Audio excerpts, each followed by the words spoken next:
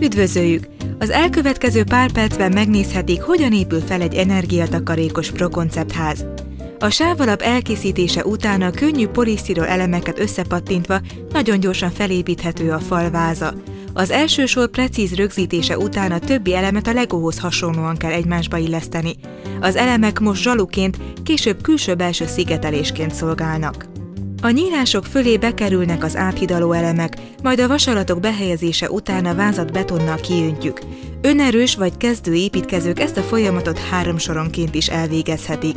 Ekkor elhelyezhetjük a koszorú elemet és felépíthetjük a födém alátámasztását, melyhez ritkított zsaruzatra van szükség. A polisztirol béléstestek ezúttal is bennmaradó zsaruzatként működnek, később hozzájárulnak a lakótér tökéletes szigeteléséhez. A rendszer akár 12 méter áthidalására is alkalmas, helyszíne szállítása, behelyezése nem igényel daruzást. Ha a vasak és az acélháló a helyére került, ismét a beton következik. Az alátámasztás leszerelése után elkezdhetjük a tetőtér építését. A térdfalakat és az orromfalakat a szokásos módon rakjuk össze, majd a statikus által meghatározott helyekre betesszük a vasakat, ezután jöhet a betonkiöntés. A tető elkészítését a gerendák és a szarufák felhelyezésével kezdjük. A tetőelem lehetővé teszi, hogy egy munkafolyamattal azonnal 3 munkafázist helyettesítsünk.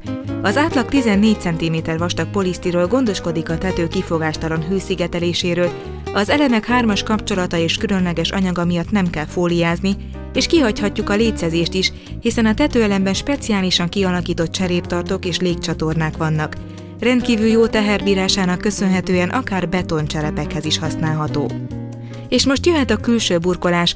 A polisztirol felületre akár dry-fit rendszerű vékony vakolatot, díszburkolatot, terméskövet vagy faburkolatot is használhatunk.